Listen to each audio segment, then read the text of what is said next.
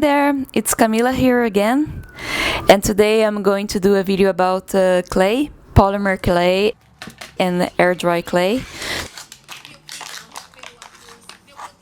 Some of the differences, some of the characteristics of this type of clay, and you can do a lot of things like earrings, magnets,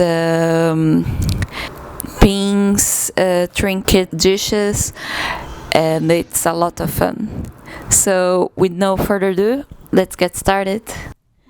It's not a rule, but to help to organize my thoughts, I use an iPad Procreate or a sketchbook to draw and write some ideas of what I want to do.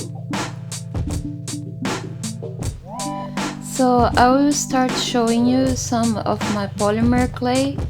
I started with this Amazon kit that was less expensive. I bought with a friend, so it was like $20 for each. What I didn't like of this is that I didn't like the colors and it was a little too hard to work, but it was really fun to start. Then I bought other brands like Fimo and Sculpty. But one thing that I will say, comparing to the air dry clay, it's much more expensive. Like for example, this Montmartre air dry clay is $5, 500 grams, and the other Fimo is 50 grams, $3. So it's way more expensive. And one thing too is that the polymer clay is very colorful. So you can do like a white and paint it, but it's the how can I say, the advantage of a polymer clay is that it's there's nice colors and it looks more plastic. There's more like cute. I don't know how to explain. Also, to paint polymer clay, it's more annoying than to paint air dry clay. I will show you after why. So here what I wanted to do is a Kirby earring. I want to mix pink and white. I will cut it to the part that I am using the pasta roller to make it better to mix the two colors. This makes the process way easier. It's not very cheap, but I believe it's worth the price. I bought from Montmartre. It was like $30 in the Winners. I sped up the process here, but just to tell you, the white powder in the surface is cornstarch, and it's just to not get stuck in the base surface. So I clean with cotton tip and alcohol to not glue too much hair. Problem of polymer clay is that it glue too much stuff, so you need to be very clean. So here I'm doing the Kirby earring. I will show you a little the process, also how to do the jewelry part. But yeah, it's pretty fun, and I would say not very easy. It takes a lot of try and error to get to satisfying result. Here I'm already putting the eye pin inside, and I add some more pink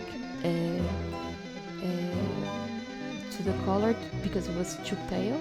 But the truth is that after you bake it, it gets darker.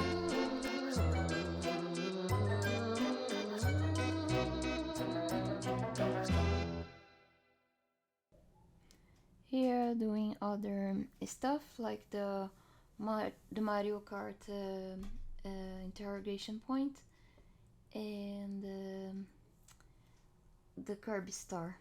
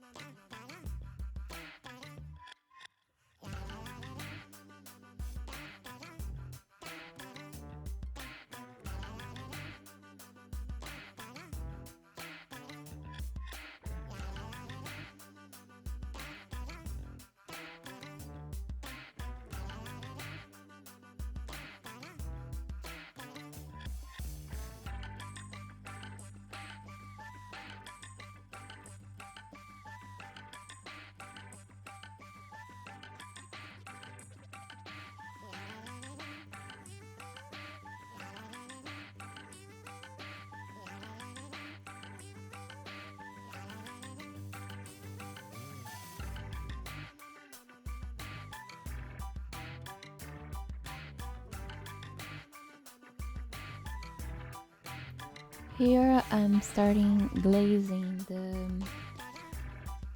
after I bake the clay, just to have like a shine finish.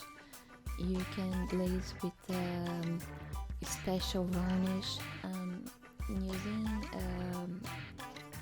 the one that I bought in the Winners, the Montmartre, and it's not that smelly like a UV resin, or it doesn't take so much time like epoxy varnish. It takes like 30 minutes, and it's very affordable, so I really recommend it. I really enjoy it. And then yeah, it takes like 30 minutes to do it.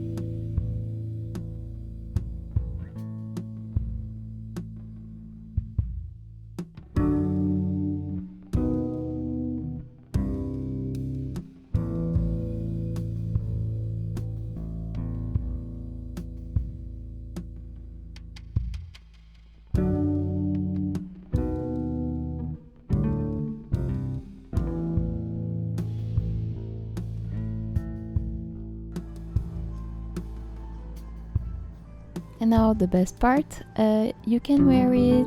There you go. Now the second part of the video, it's air dry clay.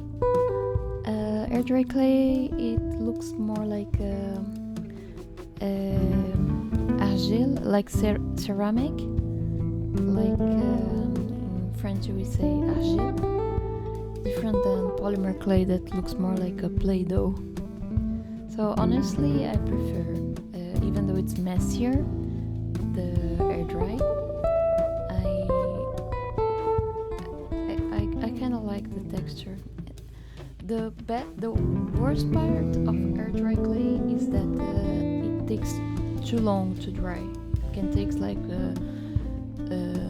3 days, even 5 days. Depends on how thick it is. And here I was trying to do like tiles for a project that I had for a client, but it didn't work very well. So I used it to do a Coast Guard.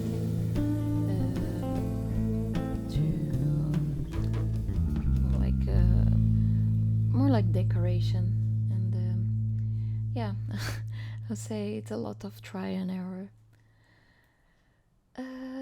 But in the end, what I do most with air dry clay is magnets. I'm selling to a store in Montreal. in the, I think it's since I'm more like a painter than a sculptor. Also, I prefer like doing this kind of flat designs. So yeah, that's it. I will just leave the video, and thank you so much for watching. I will try to do a new video soon. Bye.